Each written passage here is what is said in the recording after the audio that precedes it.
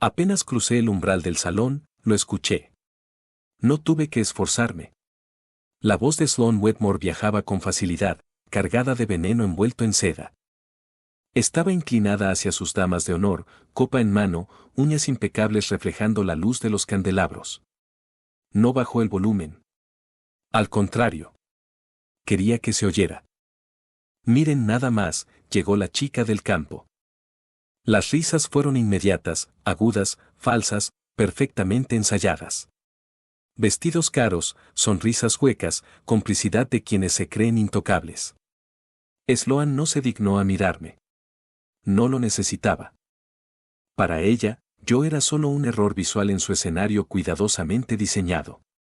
Una nota discordante en una noche que giraba completamente en torno a ella.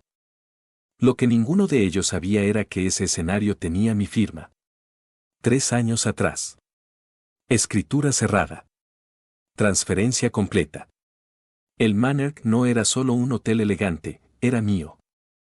Cada lámpara, cada mesa, cada pared pulida hasta brillar bajo sus zapatos de diseñador. Todo me pertenecía.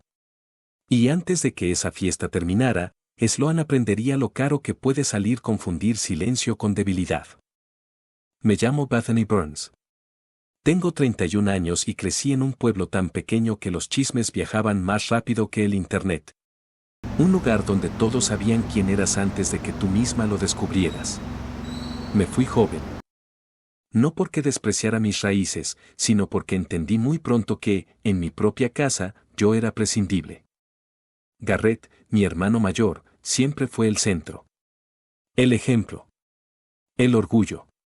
Yo era la comparación constante y, por supuesto, la que siempre quedaba corta. Si yo lograba algo, él lo hacía mejor. Si yo destacaba un poco, él brillaba. Mi madre nunca necesitó decirlo en voz alta. Su mirada lo decía todo. Yo era el borrador. Él, la versión final. Así que hice lo único que podía hacer para sobrevivir, desaparecer. Me fui con una maleta gastada, un poco de dinero y una determinación que rozaba la terquedad. En casa asumieron que estaba pasando dificultades. Y no se equivocaban. Hubo noches largas, trabajos ingratos, comidas improvisadas. Pero también hubo algo más, aprendizaje. Empecé desde abajo en un hotel pequeño. Limpiando, observando, escuchando. Aprendí cómo funciona el verdadero lujo, el que no presume, el que se construye en los detalles. Subí escalón por escalón. Tomé notas mentales. Ahorré. Invertí. Fallé algunas veces. Acerté otras. Cuando compré mi primera propiedad, nadie lo supo. Cuando abrí la segunda, tampoco. El silencio fue mi mejor aliado. Birch Hospitality nació sin anuncios ni celebraciones. Solo resultados. Y el Manor se convirtió en mi joya. No por ostentación, sino porque representaba todo lo que había sobrevivido para llegar ahí. Por eso, cuando recibí la invitación a la fiesta de compromiso de Garrett, dudé. Llegó tarde, casi por obligación. Una formalidad. Un gesto para aparentar unidad familiar. Estuve a punto de rechazarla. Pero algo me empujó a ir. Tal vez intuición. Tal vez curiosidad. Tal vez la necesidad de cerrar un ciclo. Entré vestida sencilla, cómoda, fiel a mí. No intenté encajar. Nunca lo hice bien. Mi madre estaba rodeada de mujeres que asentían ante cada palabra suya.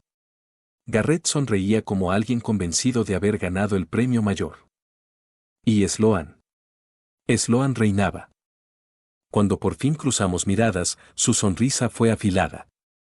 No curiosa. No cordial. Evaluadora. Como quien mira algo que estorba. Le devolví la sonrisa. No por cortesía. Por paciencia. Me acerqué al bar. Pedí una bebida. Mi equipo sabía exactamente qué hacer. No anuncios. No reverencias. Solo discreción.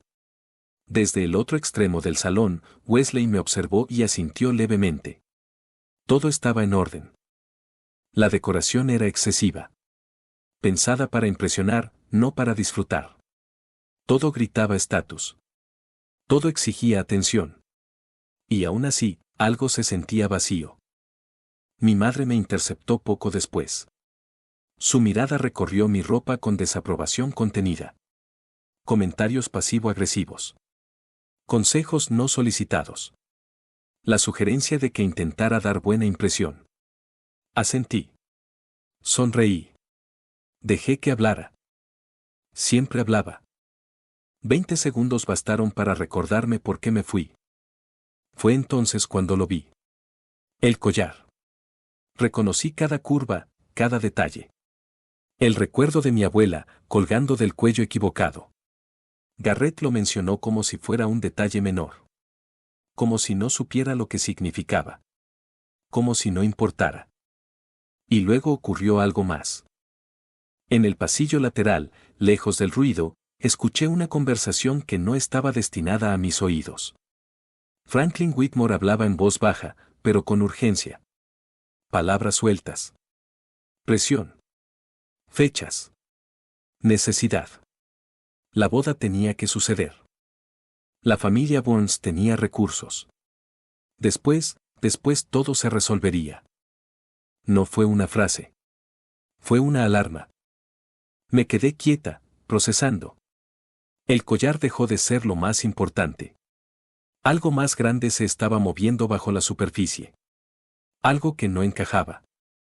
Algo que nadie más parecía ver. Regresé al salón con una certeza nueva asentándose en mi pecho.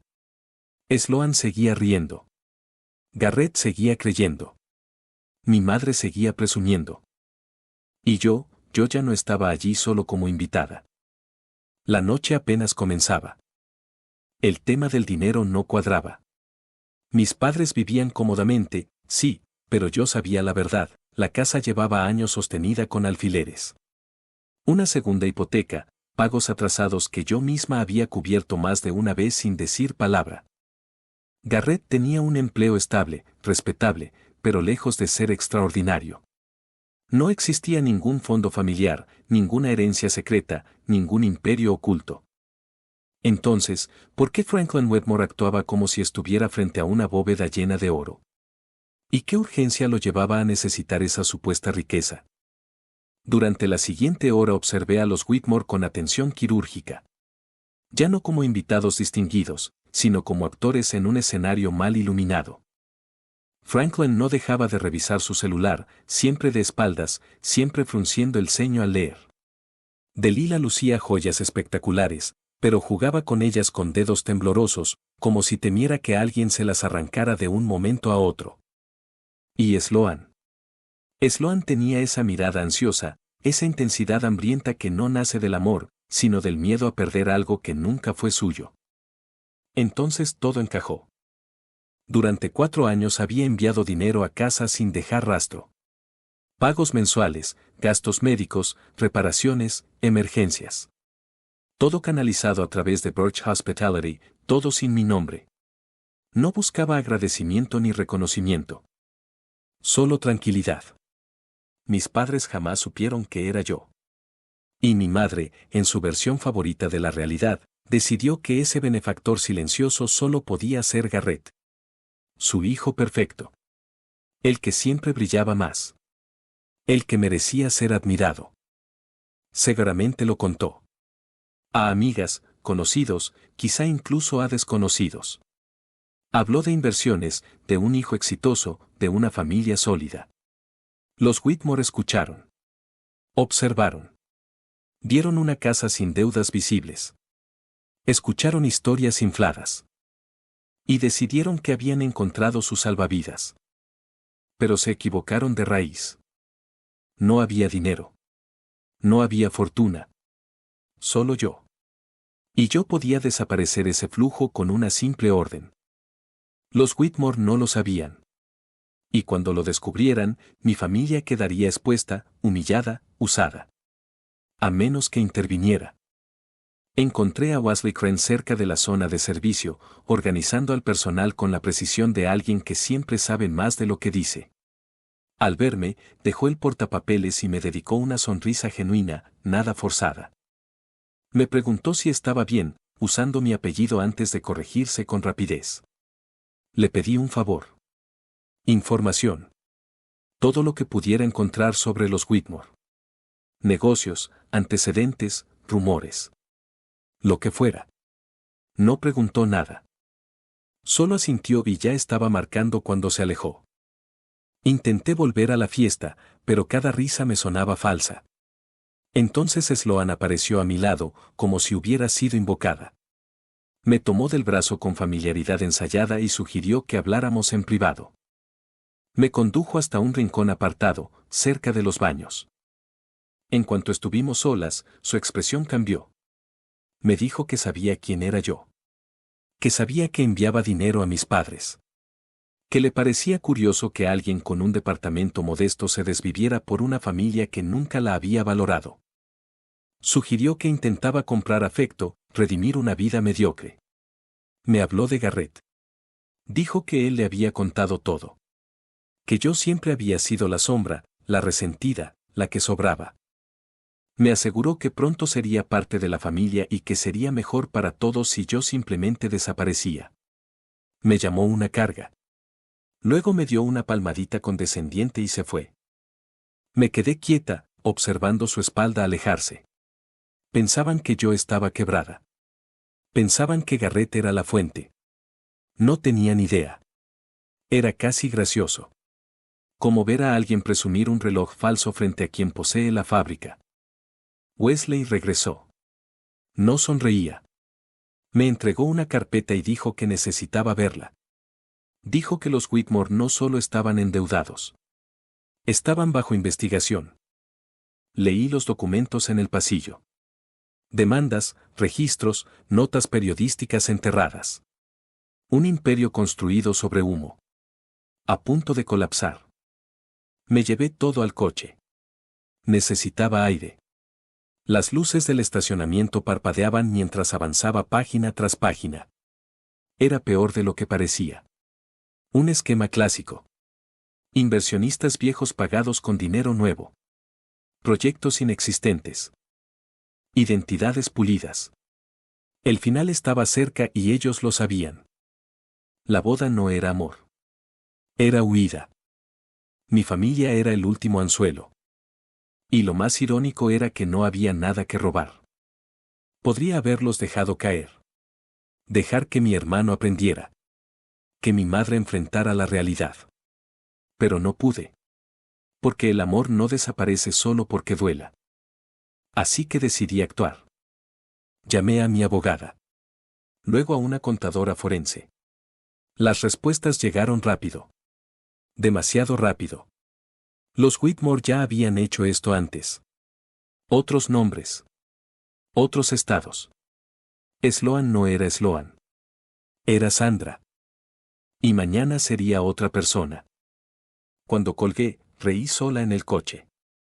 De incredulidad. De alivio. De rabia. Mi teléfono vibró. Garrett. Quería hablar. Decía que algo no le cuadraba. Miré la hora. Faltaban minutos para el brindis. Demasiado tarde para arrepentimientos. Pero justo a tiempo para la verdad. Hermano mayor. Ese presentimiento que ahora te carcomía el pecho debiste escucharlo antes. Cuando te advertí. Cuando me ignoraste. Cuando elegiste creer en la versión más cómoda de la realidad. Pero aún así, algo dentro de ti estaba despertando. Tarde, sí, pero despierto al fin. Apagué el motor y salí del coche. La noche de Arizona me envolvió con su calor seco, casi sofocante. En algún punto del hotel, una mujer vestida de blanco seguía sonriendo sin saber que cada mentira que había contado estaba a punto de cobrarle intereses. Era el momento perfecto para arruinar una celebración cuidadosamente construida sobre engaños. Cuando crucé de nuevo las puertas del Hotel Monarch, ya no era la invitada incómoda ni la hermana ignorada. Caminaba con la calma de quien sabe exactamente cómo va a terminar la historia. Wesley apareció cerca del pasillo de servicio. Su rostro mostraba esa mezcla particular de intuición y alarma que tienen las personas que entienden que algo grande está por ocurrir. Me comentó que Franklin no había parado de hacer llamadas, siempre apartándose, siempre regresando más tenso, como si cada conversación lo empujara un poco más al borde del colapso. Le dije que era momento de preparar el sistema audiovisual. Que el discurso programado para las 9 iba a necesitar un acompañamiento especial. Le expliqué, sin rodeos, que los invitados no iban a brindar por amor, sino por una verdad largamente aplazada. Le entregué una memoria. Dentro no había música ni fotos románticas, sino años de mentiras comprimidas en archivos.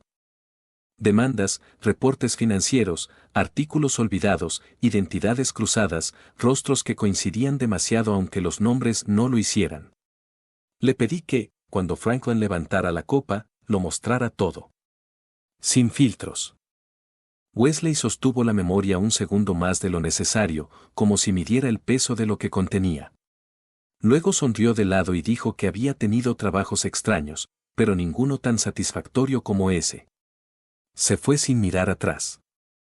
Mi teléfono vibró. Rebecca confirmó cada detalle. No solo era real, era peor. Los Whitmore estaban en la mira desde hacía meses. La agente a cargo llevaba tiempo persiguiéndolos mientras cambiaban de ciudad y de identidad como quien cambia de traje. Esa noche, por primera vez, no iban a escapar. Todo estaba listo. Me coloqué cerca del fondo del salón. Desde ahí podía observar sin ser vista. Sloan se movía entre los invitados con su sonrisa calculada, esa que se aprende, no la que se siente. Garrett la acompañaba, tratando de convencerse de que esa inquietud en el estómago no significaba nada. Mi madre conversaba animadamente con Delilah, compartiendo una complicidad construida sobre ilusiones mutuas. Miré la hora. Faltaban minutos. Otro mensaje de Garrett apareció en la pantalla. Decía que algo no cuadraba. Que Franklin desaparecía demasiado. Que Sloan evitaba cualquier pregunta concreta. Que quizá estaba exagerando. Leí el mensaje sin responder de inmediato. Podría haberle advertido. Podría haberlo salvado del golpe frontal. Pero había elegido no escucharme durante toda una vida. Además, una advertencia podía arruinarlo todo. Le respondí con pocas palabras. Después del brindis, Franklin subió al pequeño escenario. Ajustó su corbata, recuperó su postura ensayada. El tipo de hombre que cree que mientras su voz suene segura, el mundo le creerá cualquier cosa. El DJ bajó la música.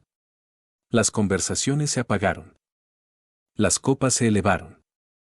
Recordé las palabras de Sloan. Que yo no importaba. Que nadie notaría mi ausencia. La gente que piensa así suele cometer el mismo error, confunden silencio con debilidad.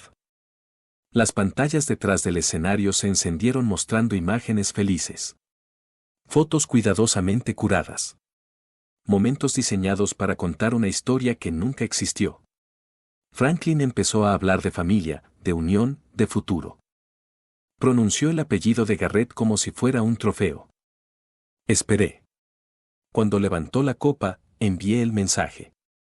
Las pantallas parpadearon. Las imágenes desaparecieron. El murmullo fue inmediato. El primer documento apareció con sellos oficiales, fechas, lenguaje legal imposible de ignorar. Un expediente de otro estado. Otro nombre. Otra vida. Sandra Williams. Franklin se quedó inmóvil. Intentó bromear. Dijo que debía ser un error técnico. Ordenó que lo quitaran. Nadie le hizo caso. Los archivos siguieron pasando. Transferencias irregulares. Empresas fantasma. Proyectos inexistentes. Artículos antiguos rescatados del olvido. Y luego las fotografías. El mismo rostro. Distintos nombres. Mismos socios. Sloan dejó caer la copa. Garrett la miró como si la viera por primera vez. El salón entero contenía la respiración. Franklin intentó moverse hacia la salida, pero no llegó lejos. La seguridad cerró el paso. Delilah se aferró a su brazo, susurrando promesas vacías. Entonces avancé. Caminé entre los invitados que se apartaban en silencio. Sentí cada paso firme, medido. Ya no era invisible. La voz de Wesley llenó el salón, clara y serena, presentándome como lo que siempre había sido. El impacto fue inmediato. Mi madre palideció. Garrett parecía incapaz de procesarlo. Sloan, atrapada en su propia trampa, me miraba como si hubiera aparecido de la nada. Tomé el micrófono. No levanté la voz. No fue necesario. Dije quiénes eran realmente. ¿Qué habían hecho? ¿Cuánto habían robado? ¿Cuántas veces habían cambiado de nombre? Nombré a Sandra Williams con precisión quirúrgica. Ella gritó. Me insultó. Dijo que todo era una farsa. Que yo era una resentida. Sonreí con calma. Mencioné la investigación activa. Las órdenes pendientes. Y comenté, casi con ligereza, que la agente encargada ya estaba en el lugar. Las puertas se abrieron. Los trajes, las insignias, el sonido seco de la autoridad entrando en una sala llena de copas a medio brindar. Franklin intentó huir. No llegó lejos. Delilah lloraba. Negaba. Suplicaba. Sandra se volvió hacia Garrett, desesperada, intentando aferrarse a la última mentira que le quedaba. Su voz temblaba. Le pedía que confiara en ella. Que todo tenía explicación. Garrett no dijo nada. Y en ese silencio, todo terminó. Ella le suplicaba. No con dignidad, sino con urgencia. Le dijo que no podía permitir que yo destruyera su vida, que no podía ponerse del lado de su hermana después de todo lo que habían vivido juntos. Habló de amor, de planes, de promesas. Le pidió que la mirara y que confiara en ella. Garrett no respondió de inmediato. Se quedó quieto, observándola como si la estuviera viendo por primera vez. Dentro de sus ojos había un choque silencioso entre la mujer que había idealizado y las pruebas imposibles de ignorar. Finalmente, dio un paso atrás. Solo uno, pero definitivo. Dijo que no sabía quién era ella en realidad. Que no sabía quiénes eran ninguno de ellos. Su voz estaba rota, pero no temblaba. El rostro de Sloan se transformó en segundos. La súplica se volvió furia. Gritó que yo había arruinado todo, que yo no debía estar allí, que se suponía que no importaba. Avanzó hacia mí con los puños cerrados, pero no llegó lejos. Seguridad la sujetó antes de que pudiera tocarme. Me incliné apenas hacia ella, lo justo para que mis palabras fueran solo para sus oídos. Le dije que esa chica insignificante de la que tanto se burlaba era dueña del suelo que pisaba, de las luces que la iluminaban y de cada persona que estaba a punto de sacarla del lugar. Le dije que dormiría tranquila esa noche sabiendo exactamente quién era ella y quién no era Sloan Wetmore. Se la llevaron a rastras, todavía gritando, su vestido arruinado, su perfección hecha trizas. Cada paso hacia la salida deshacía un año de mentiras. Me giré hacia los invitados, que seguían inmóviles, como si el tiempo se hubiera detenido. Les dije que la comida ya estaba pagada, que el bar seguía abierto y que no había razón para desperdiciar una buena noche. Una risa nerviosa cruzó el salón. El DJ, bendito instinto de supervivencia, subió la música. La celebración había muerto, pero la velada seguía respirando. La siguiente hora fue irreal. Vi cómo los tres eran escoltados fuera, esposas brillando bajo las luces, mientras los pocos que quedaban observaban sin atreverse a hablar. Sloan seguía lanzando amenazas vacías, nombres de abogados, promesas de venganza. Palabras huecas. En menos de 20 minutos pasó de futura esposa a acusada federal. Incluso para alguien acostumbrada a reinventarse, era una caída rápida. Dentro, el ambiente mutó. Del shock a la fascinación. Teléfonos en alto, mensajes enviados, historias naciendo en tiempo real. Para el amanecer, todo el mundo tendría su versión. Garrett me encontró cerca del bar. Parecía perdido, como alguien que acaba de despertar y no reconoce el lugar. Me preguntó cómo lo supe. ¿Cómo pude verlo cuando nadie más lo hizo? Le dije la verdad. Que observé. Que escuché. Que siempre lo había hecho. Porque cuando no eres el centro, aprendes a notar lo que otros ignoran. Se quedó en silencio. Luego se disculpó. No de forma grandiosa. No intentando justificarse. Solo lo dijo. Que lo sentía. Que sabía que no borraba nada. Busqué en su rostro alguna defensa, algún intento de minimizarlo, pero solo encontré cansancio y arrepentimiento. Le dije que eso era, al menos, un inicio. Nos quedamos allí, sin palabras. Dos personas que compartían sangre pero no historias, intentando por fin verse. Mi madre se acercó después. Ya no tenía esa postura firme que usaba para dominar cualquier habitación. Parecía más baja, más frágil. Empezó a decir que no sabía nada, pero la detuve. Le mostré mi teléfono. Transferencias, comprobantes, años de pagos silenciosos. Le dije que siempre creyó que Garrett era quien lo sostenía. Que se enorgullecía de ello. Y luego le dije la verdad. Que siempre había sido yo. Miró la pantalla, luego a mí, como si intentara reconciliar dos versiones del mundo que no podían coexistir. Sus ojos se llenaron de lágrimas reales, no de las que usaba para manipular.